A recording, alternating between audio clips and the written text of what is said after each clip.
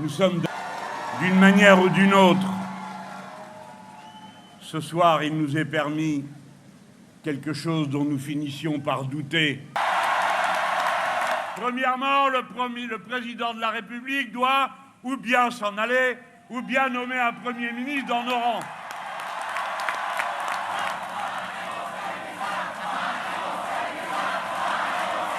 Puisque la Constitution donne au président de la République des prérogatives, mais elle les donne aussi au Premier ministre. Donc il va falloir que les deux s'entendent pour, par exemple, reconnaître le plus vite possible l'État de Palestine, puisque...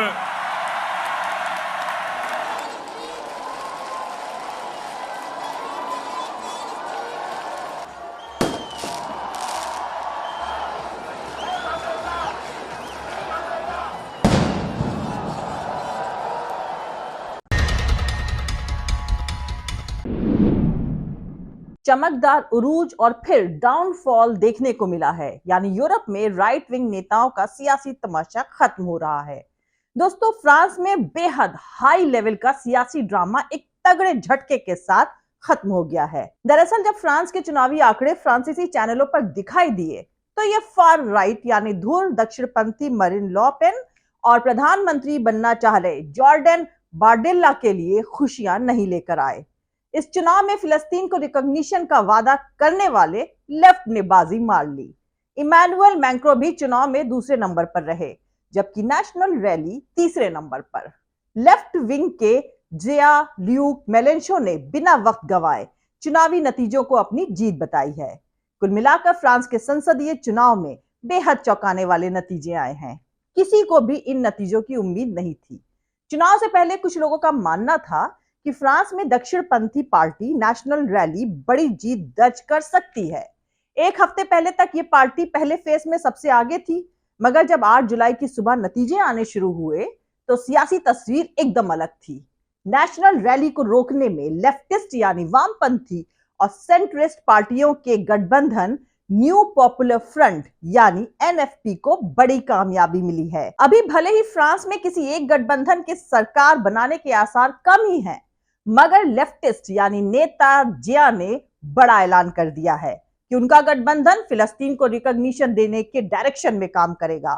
तो आपको यहां पर बता दूं कि हाल ही में Europe के 4 देशों ने फिलिस्तीन को नेशन के तौर पर रिकॉग्निशन दी थी।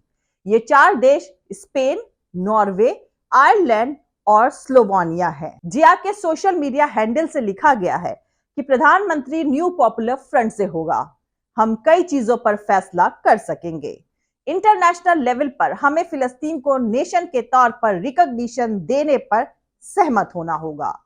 दोस्तों, पिछले 15 सालों में अमेरिका के बराक ओबामा से लेकर फ्रांस के मैक्रों, साथ ही इंग्लैंड के सुनाक वेस्टर्न कंट्रीज में राइट विंगर यानी दक्षिणपंथी सोच लेकर आए और ये तीनों ने फार राइट विंगर सरकार अपने देश में दी। मैक्रोन के 7 साल और समाजवादी प्रेसिडेंट ओलांद के 5 साल ने दिखा दिया कि सेंट्रिस्ट मैक्रोन हमेशा अपने को दक्षिणपंथी यानी राइट विंगर ही पेश करते रहे, जिसका नतीजा ये हुआ कि फ्रांस में फार राइट विंग नेता मैरीन ले पेन की पार्टी का उरूज हुआ और पिछले महीने उनकी पार्टी ने यूरोपियन यूनियन का चुनाव जीत लिया।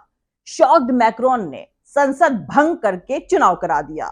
2022 में ज्यादातर अमीर और दक्षिणपंथी लोगों ने मैक्रोन और उनकी पार्टी को वोट दिया और उनकी सरकार बनी। संडे को फ्रांस के संसद के दूसरे फेज के चुनाव में मैक्रोनिज्म का खात्मा हो गया। नए संसद में फ्रांस में वामपंथी यानी लेफ्ट विंग पार्टी को सबसे ज्यादा सीटें मिली और मैक्रोन की पार्टी दूसरे नंबर पर रही। एक अंदाजे के मुताबिक अब दक्षिणपंथी नेता मैक्रोन 2027 तक राष्ट्रपति रहेंगे, मगर वो अपने अगले 3 साल वामपंथी सरकार के इकोनॉमिक और सोशल पॉलिसीज पर चलेंगे। अब फ्रांस में वामपंथी सरकार बनेगी जिसने चुनाव में मैक्रोन के पिछले 7 साल के फैसले को उलटकर रिटायरमेंट एज को फिर 65 से 60 साल करने, मजदूरों के मिनिमम वेजेस बढ़ाने और फिलिस्तीन को रिकॉग्निशन देने का वादा किया है। दोस्तों, 4 दिन पहले ब्रिटेन के दक्षिणपंथी कंजर्वेटिव नेता ऋषि सुनक की सरकार को जनता ने हरा दिया और लेबर पार्टी के कियर स्टारमर ने सरकार बनाई। फाइनेंशियल टाइम्स लंदन में छपे एक आर्टिकल में सुनाक के कैबिनेट के एक मेंबर ने कहा है कि सुनक की सबसे बड़ी नाकामी यह है कि उन्होंने खुद को इंफीरियर क्वालिटी वाले लोगों के साथ घेर लिया। बिना किसी फैसले के बहुत कड़ा कंट्रोल था। ब्रिटेन में सिर्फ 12% लोगों ने सुनाक के कार्यकाल को सही माना है। मैक्रोन और सुनाक के चमत्कारी उरूज और डाउनफॉल के लिए गालिब का एक शेर नजर है और फिट भी बैठता है। निकलना खुल्द से आदम का सुनते आए हैं, लेकिन बहुत बेआबरू होकर तेरे कूचे से हम निकले।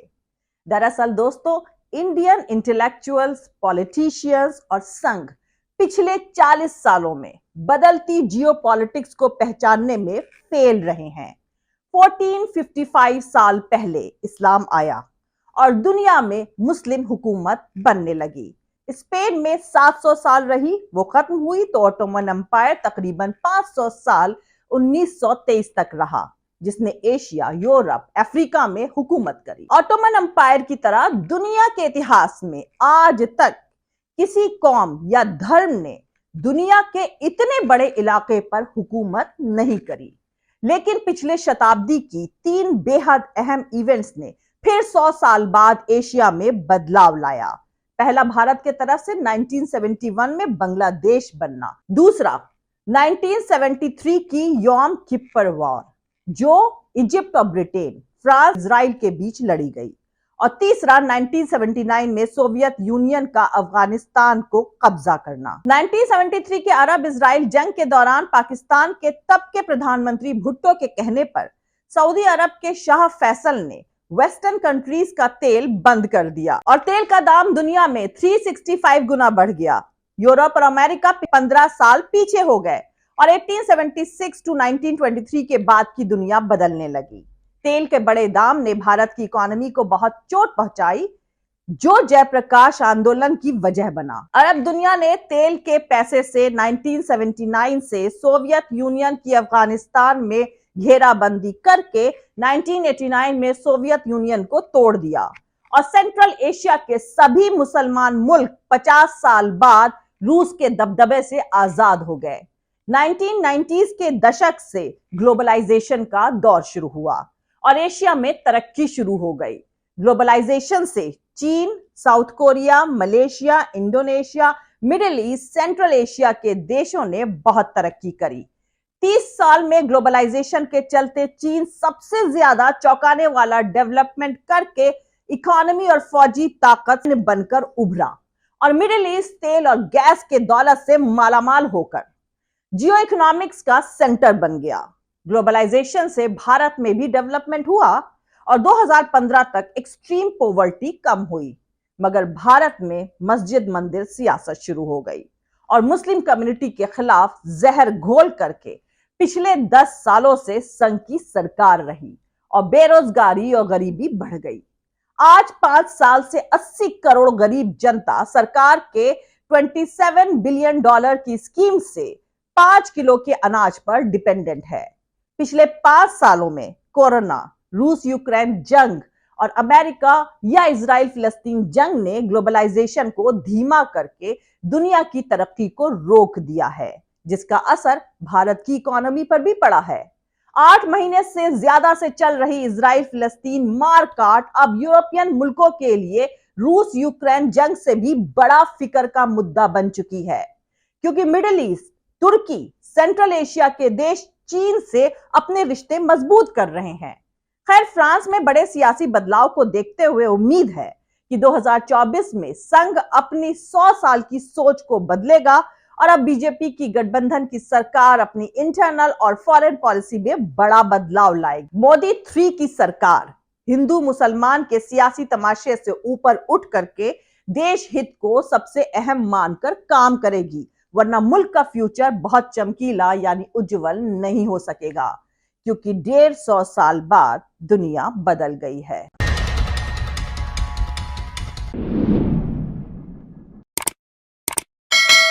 मिलते हैं अगले वीडियो में किसी दूसरे नए सियासी तमाशे के साथ। जय हिंद, सत्यमेव जयते, अल्लाह हाफिज। दोस्तों हमारा पूरा वीडियो और दूसरे और वीडियोस देखने के लिए हमारा YouTube channel political Tamasha with doctor Arshi को सब्सक्राइब करके वहां पे लगी बेल आइकॉन को जरूर दबा दें ताकि आपको हमारे आने वाले हर वीडियो की अपडेट्स एकदम टाइम पर मिलती रहे। और दोस्तों अगर आपको हमारे वीडियोस इंफॉर्मेटिव लगते हैं, अगर आपको हमारा काम पसंद आता है, तो फिर आप अपने इस चैनल को सपोर्ट कर सकते हैं इसके पेट्रॉन बन करके या फिर इसकी मेंबरशिप लेकर के या फिर दोनों ही तरीके से। और दोनों का ही लिंक मैंने अलग अलग इसी वीडियो के डिस्क्रिप्शन में डाल दिया है। और हाँ, आप हमें फॉलो भी कर सकते हैं हमारे ट्विटर, इंस्टाग्राम और फेसबुक पेज पर। मेरा ट्विटर यानी एक्स का अकाउंट है @अर्शी अजीज खान। थैंक यू, मिलते हैं अगले वीडियो में।